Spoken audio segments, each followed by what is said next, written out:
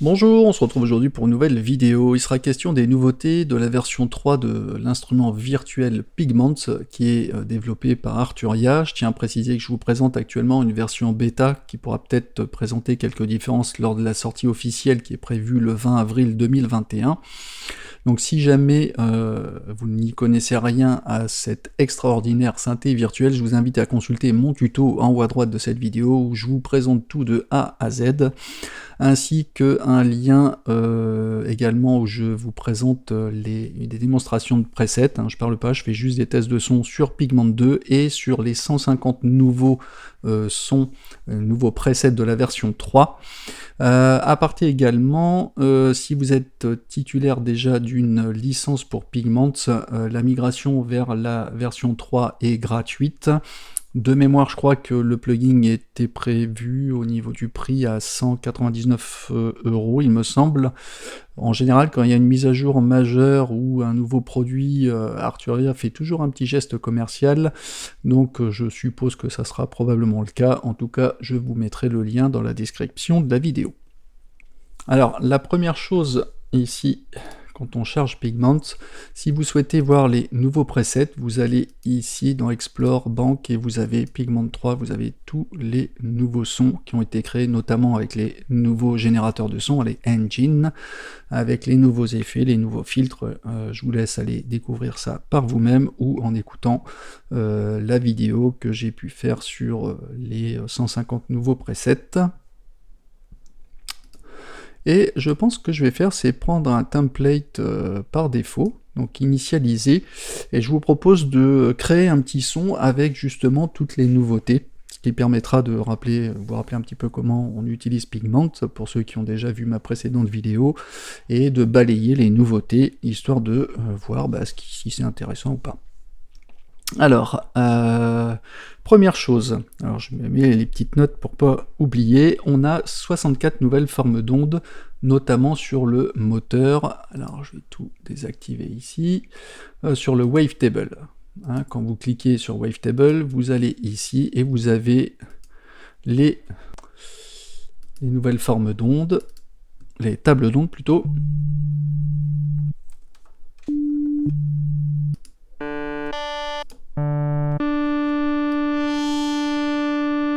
On va faire un petit mouvement de LFO sur la table, ça m'évitera de le faire systématiquement.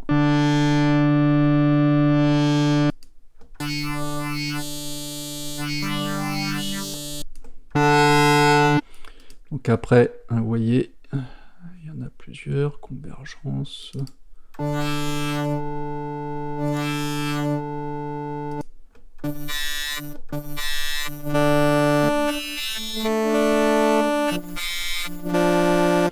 Bon, allez, on va garder celui-là, donc je vous laisserai les découvrir par vous-même. Donc là, je prends en premier moteur une Wavetable, donc il y a 64 nouvelles tables d'ondes.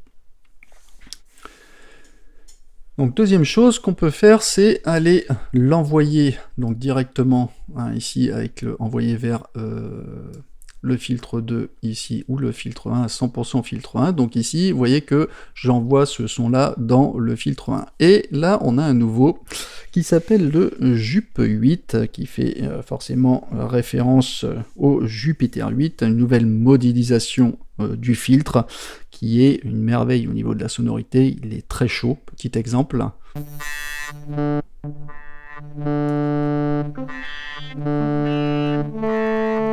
Alors je vais peut-être ici mettre une amplitude un peu moins.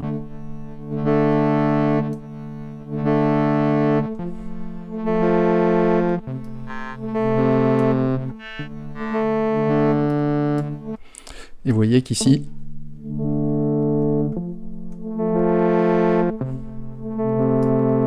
sans le... Vous voyez, il est assez chaud, très chaud comme son. Donc ici, on a le cutoff, la fréquence de coupure, la résonance qui va nous permettre de remonter la fréquence après la fréquence de coupure. Ici, on a les pentes de low pass filter à 12 ou 24. Ici, on règle le volume, et ici, panoramique. Gauche-droite, et on double-clique pour centrer. Ok ?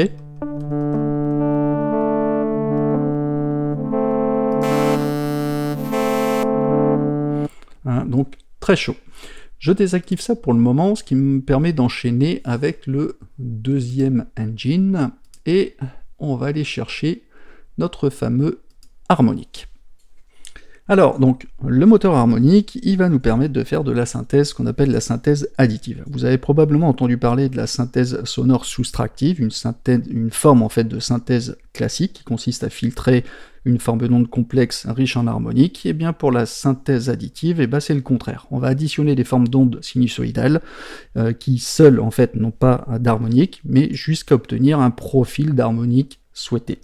Le spectre sonore résultant de ces additions est affiché donc dans la visionneuse qu'on va voir ici lorsqu'on joue des notes, et les commandes sont situées sur les côtés et à gauche et à droite, mais on va aller voir ça en détail juste après.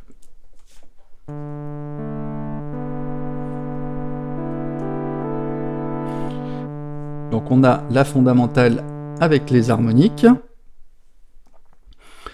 On a ici au niveau tune et au niveau output, je ne vais pas y revenir puisque c'est commun à aux versions précédentes, donc j'y reviendrai pas, je vous invite à aller consulter mon tuto sur Pigment 2. Et ici on va avoir une section qui s'appelle partielle. Les partiales, de 8 à 512. Alors tout le son est composé en fait d'une fréquence fondamentale et d'harmoniques, qui sont des multiples de cette fréquence. C'est ce qu'on appelle également des partiels. Donc Pigment permet de créer de 8 à 512 partiels, avec le bouton de gauche qui permet de les sélectionner, dans la sélection comme ça,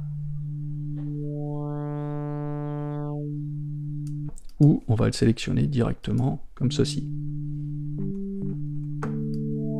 Et là on va doser.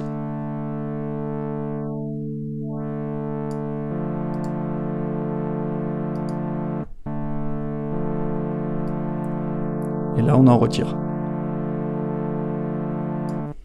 Ok ? Donc comme je vous l'ai dit, la visionneuse, elle permet de voir les partiels sur l'axe horizontal et le volume. Donc les partiels sur l'axe horizontal et le volume sur l'axe vertical.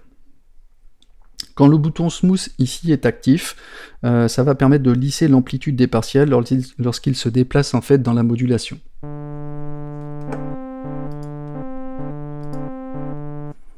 Ok, mais bon, il faudra que je fasse le test après avec les déplacements, ce qu'on va voir justement tout de suite. Le ratio ici va permettre de déterminer l'intervalle entre la fréquence fondamentale et les partiels, qui sont, comme je le rappelle, des multiples de la fondamentale, pour préserver en fait la sonorité harmonique, pour que ça sonne bien. Donc le ratio peut être modulé en dessous avec le amount, qui dose la quantité de modulation qui est reliée ici à ce module qu'on verra tout à l'heure.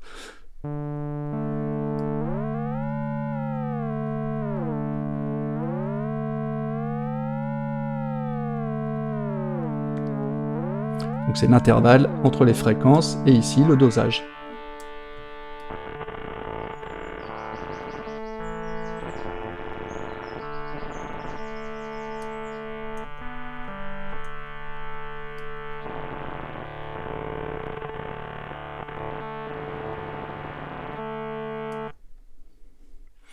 Alors ici, dans la partie centrale, on a les profils de spectre. Pigment, il permet d'appliquer en fait deux modèles, ici, de spectre au partiel, parmi 12 disponibles pour chacun.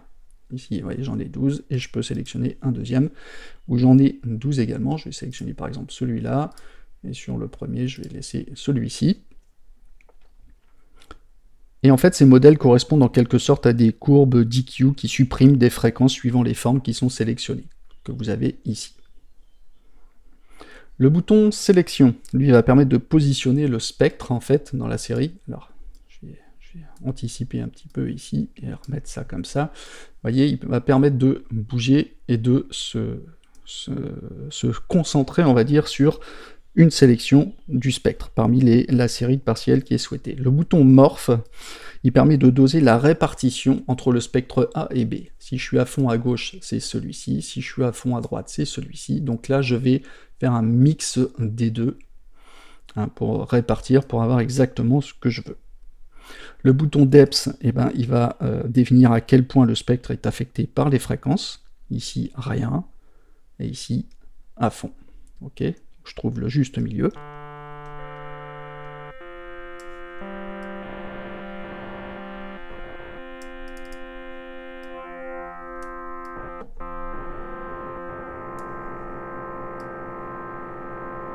voyez, il y a une incidence directement sur les partiels. Ce qui est bien, c'est qu'on visualise tout de suite ce qu'on fait.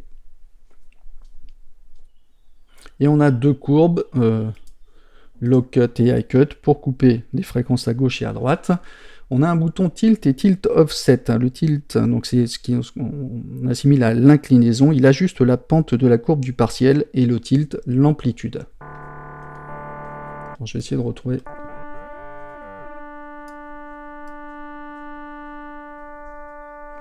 Vous voyez, je peux faire une pente. Alors je vais partir sur un petit peu plus.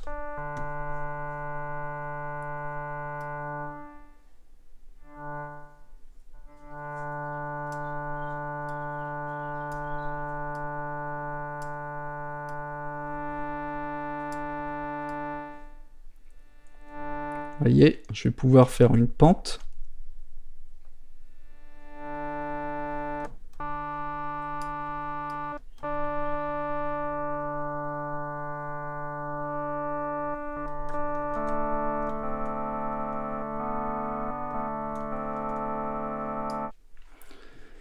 La section Imagine ici, c'est la section d'imagerie qui permet de placer, en fait, de déplacer les partiels dans le champ stéréophonique jusqu'à obtenir en fait des sons plus larges et immersifs. On a trois modes de modulation.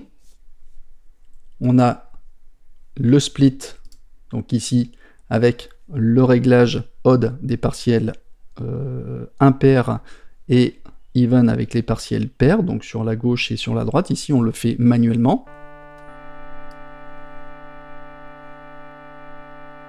Vous voyez là, les partiels sont à gauche et à droite, pour ce qui est impair et ce qui est pair. Donc je peux dissocier si je veux. Ensuite, j'ai un random, donc là ici, un panoramique aléatoire des partiels, avec un rate qui définit la vitesse de déplacement des partiels, et def, l'intensité de la panoramique, si je puis dire.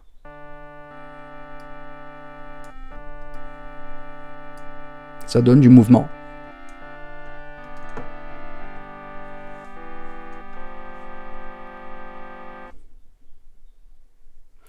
Alors, ici, après, on a le périodique, avec période et depth. Donc là, ici, on va regrouper les partiels sur la gauche et sur la droite, pour définir le nombre, ici, de périodes, et depth qui définit la quantité de décalage par rapport à la position centrale.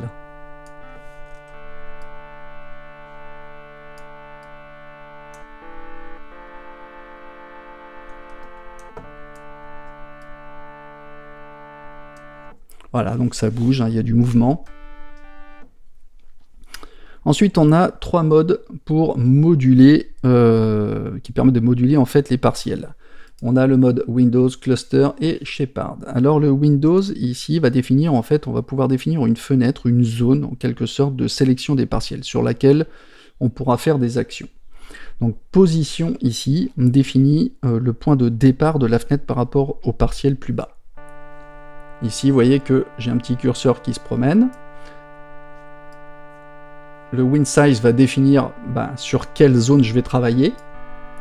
Le gain, il va nous permettre de réduire le gain des partiels ou de les augmenter.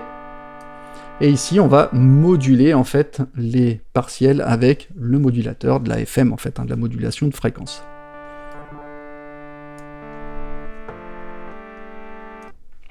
Ok, vous aurez compris le principe.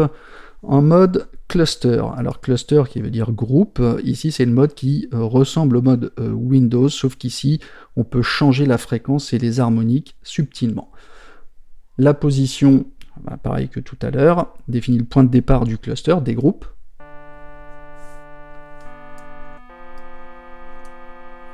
Avec cluster qui définit le nombre de clusters, le nombre de groupes.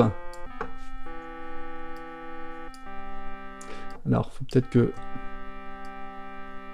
Parce que ici, on a le nombre de partiels par groupe, et ici, voilà, c'est pour ça que j'ai pas activé la densité, mais bon, à la base, il faudrait partir de la density, qui définit en fait dans quelle mesure la fréquence des partiels se déplacera d'un point enfin vers le point de départ du cluster. Donc ici, il faut que lui, je le mette déjà en position assez basse. Le cluster assez haut. Vous voyez, ce qui est intéressant, c'est qu'on voit directement ce qui se passe.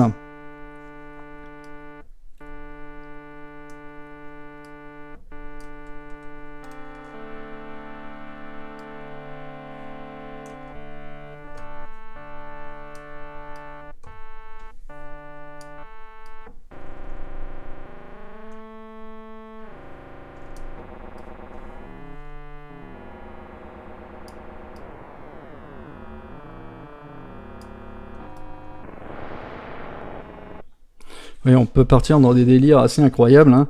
Donc ici, position de départ. Là, je suis parti sur un réglage qui est assez parlant. Donc position départ du cluster, des groupes. Ok. Ici, cluster, donc le nombre de groupes.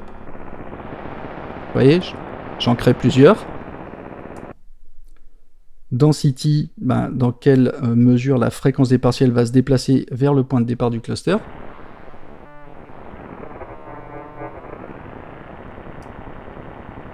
Et partiel, le nombre de partiels par groupe.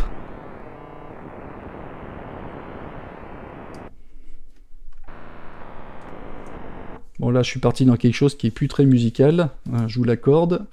Et après, on a le Shepard. Alors, le Shepard, c'est le mode qui donne l'illusion, en fait, que le son fait que monter ou descendre au niveau de sa hauteur, sans pour autant changer la fréquence de base. Donc, ça donne l'illusion d'un changement de timbre qui est rendu possible en déplaçant les fréquences de chaque partiel vers le partiel supérieur suivant. Donc, position, et pareil, va déplacer, en fait, va définir le point de départ du partiel. Win size, largeur de la fenêtre.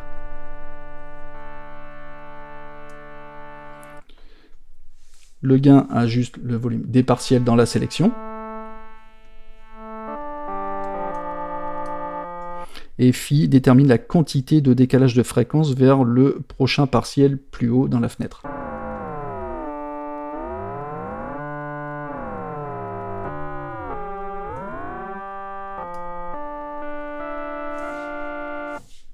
Ok.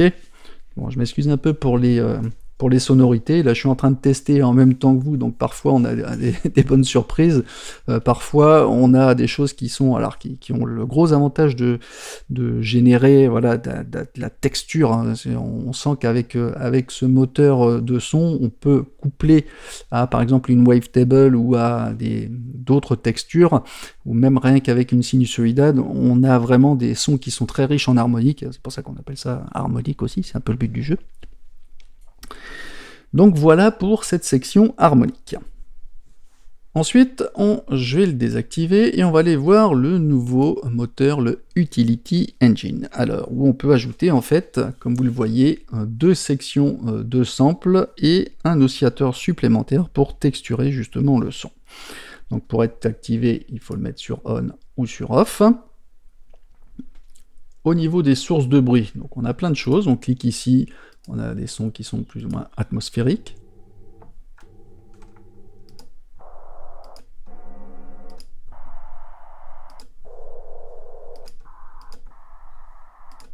Digital.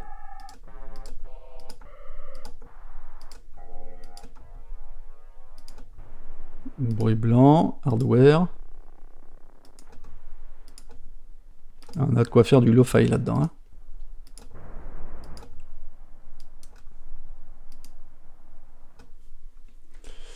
Naturel. Des oiseaux.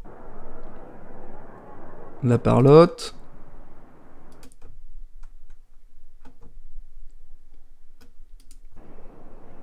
La forêt. Du vent. Enfin, il y a vraiment plein de choses, texture.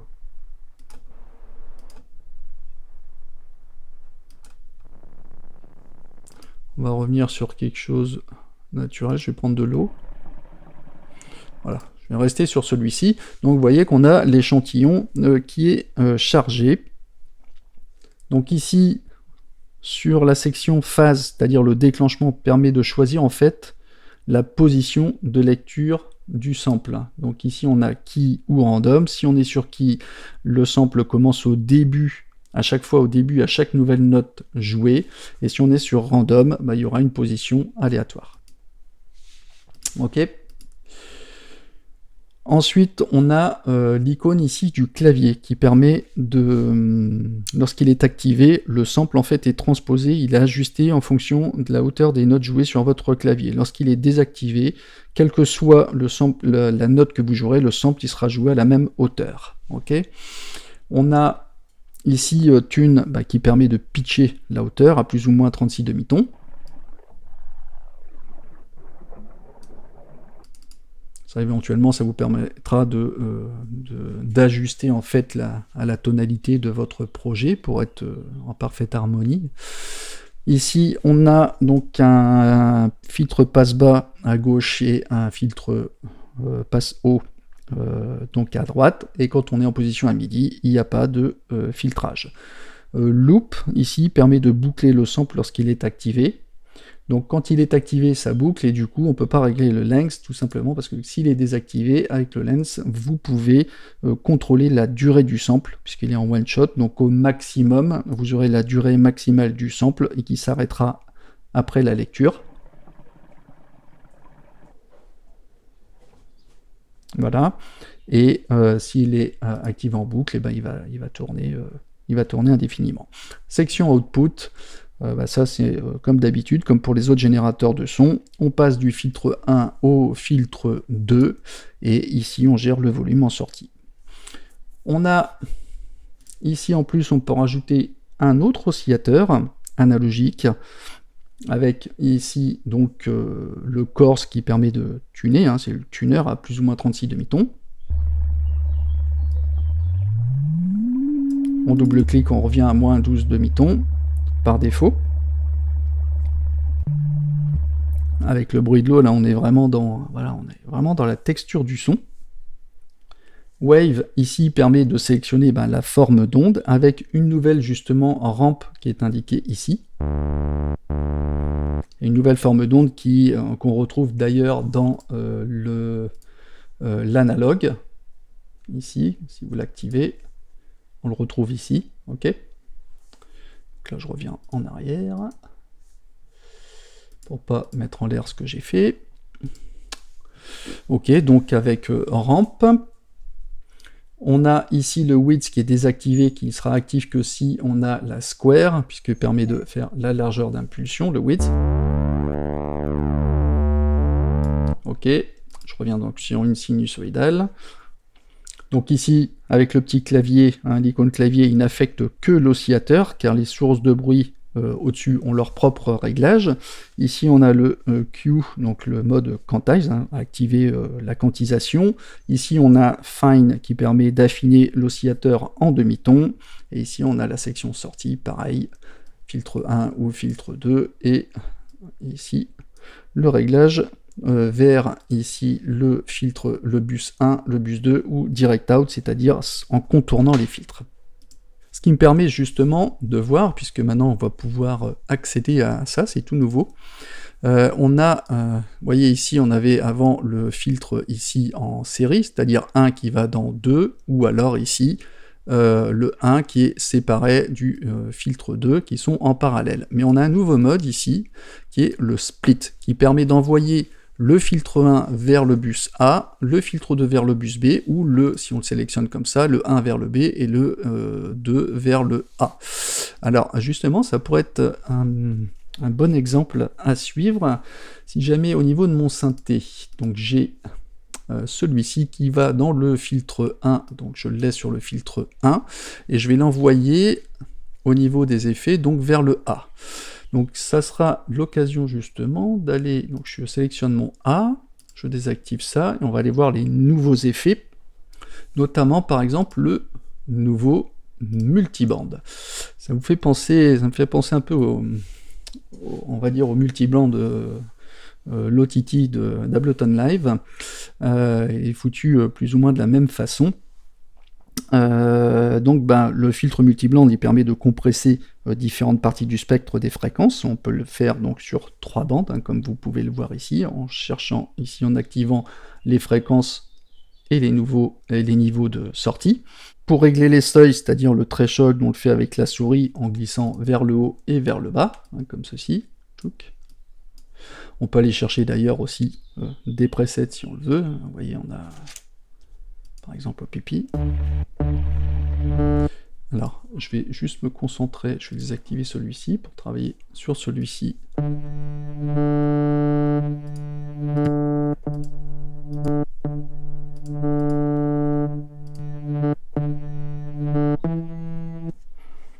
Donc on peut désactiver des fréquences, hein, ou délimiter bien évidemment les bandes. On a le mode ici Above, Below et Above Only. Donc Above et Below, ça veut dire qu'on a une possibilité de compression et d'expansion, et quand on est en Above Only, on n'a que de la compression. Ok, c'est ça la différence entre les deux.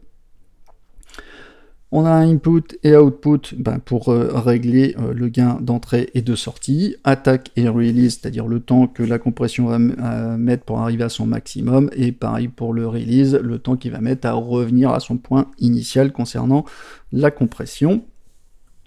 Rien à dire de plus hein, par rapport à ce multiband, mais il a le mérite d'exister avec le amount qui va doser la compression ou l'expansion en préservant le rapport entre les différentes bandes. Ok.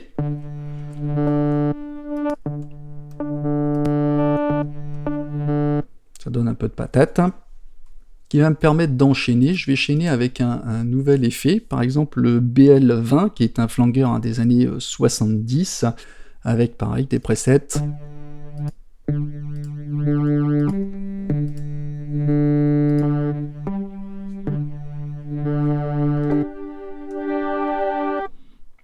Ok, donc avec le dry wet, on dose le signal traité et non traité.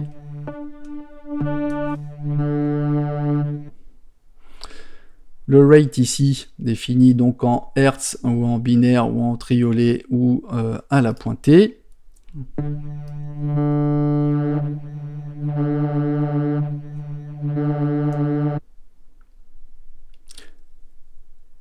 Le depth, il va définir la profondeur de la modulation. Le delay, lui, il va ajuster la profondeur du flanger, hein, comme ça.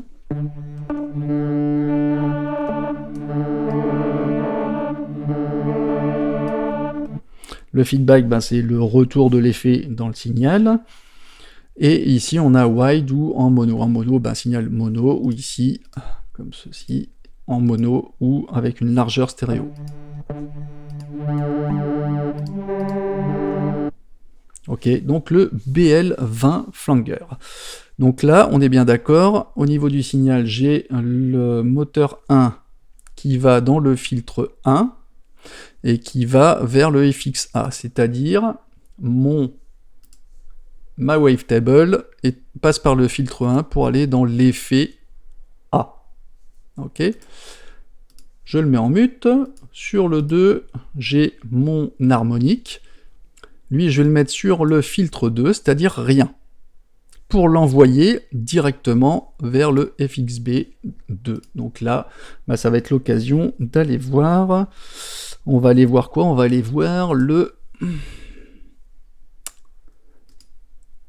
donc le pitch shifting delay. Donc c'est un nouvel algorithme, on dit propre et moderne, pour créer des superbes effets de pitch shifting par rapport au signal entrant.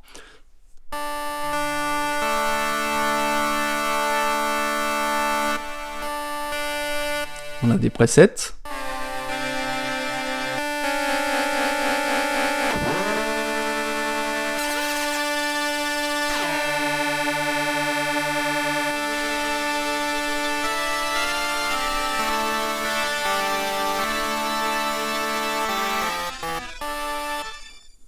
Alors voilà, on a tout de suite un effet direct sur cet effet est très parlant. Au niveau des paramètres, donc on a le time, ici pareil avec les mêmes divisions rythmiques ou en millisecondes. Il définit le temps de retard et les modes de synchro, entre donc binaire ou triolet ou à la pointée. Le stéréo offset, il va décaler le delay dans l'image stéréophonique.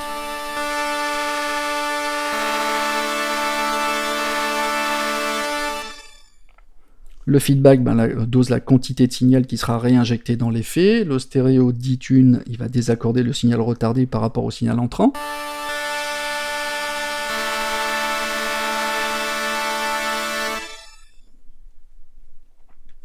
Pitch shifting, il va doser la quantité de signal qui est pitché par rapport au signal entrant. Lui, on le voit directement sur la courbe.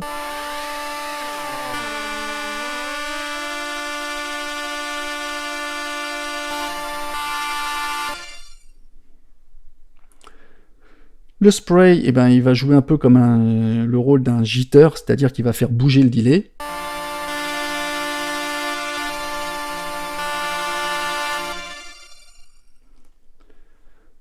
Un high pass et un low pass pour filtrer les fréquences. Le dry weight pour doser le rapport entre le signal traité et le signal non traité. Mode octave, donc normal, up ou down pour monter ou descendre. Okay.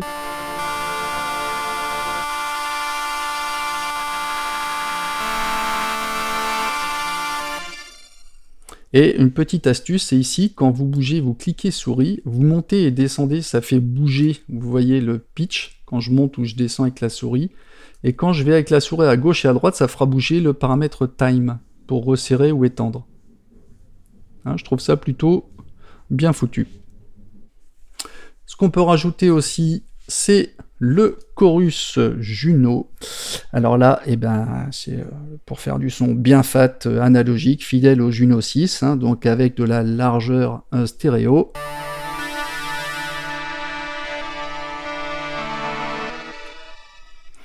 Le rate, pareil, avec les mêmes paramètres de vitesse pour ajuster en fait la vitesse, hein, pour synchroniser donc en Hertz ou en binaire, en triolet ou à la pointée. Depth définit la profondeur de la modulation et la phase ici décale la phase, la profondeur de la modulation, et ici on va pouvoir décaler la phase des deux LFO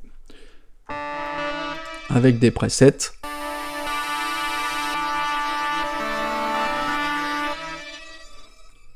Bon, là j'ai peut-être un peu exagéré sur les paramètres, mais bon. Donc au final, je vais réactiver un petit peu le tout, je sais pas ce que ça va donner, mais...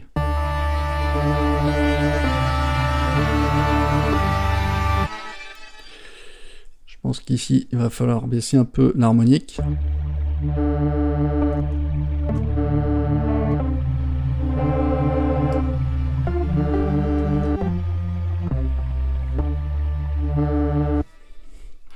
Ok, vous aurez une idée globale de ce qu'on peut faire, hein. Le but c'était de couvrir toutes les fonctionnalités, le résultat n'est pas forcément super top au niveau du son, mais j'ai pas tout préparé à l'avance, hein. Je préférais découvrir en même temps que vous toutes les fonctionnalités avec mon petit support visuel, mais en attendant les possibilités sont vraiment énormes, il faut passer un petit peu de temps forcément à jouer avec les paramètres. L'idéal est aussi surtout de comprendre ce qu'on fait. Mais voilà, je voulais vous faire un petit check des nouveautés à ma façon. Alors on va passer à la conclusion. Donc Arturia a encore fait fort en apportant de nouveau des modifications afin de perfectionner leur plugin d'instruments virtuels fait maison. L'ajout du moteur harmonique permet de monter encore d'un cran dans la conception sonore. Le menu Utility permet d'ajouter vraiment de la texture à vos sons, de créer des effets aussi bien lo-fi qu'ambiant. Tout ceci est renforcé par l'ajout de nouveaux filtres et des effets de renom. Donc tout ça permet d'apporter encore plus de caractère à synthé virtuel. Donc si vous ne l'avez pas encore acheté, testez-le pour vous faire une idée. Encore une fois, consultez mon tuto complet pour tout savoir sur Pigment en cliquant en haut à droite de cette vidéo, ainsi que les vidéos de démonstration des presets pour vous faire une idée. Sur ce, n'hésitez pas à partager cette vidéo, à la liker si vous avez aimé, et je vous dis à bientôt pour de nouvelles vidéos. Prenez bien soin de vous, ciao!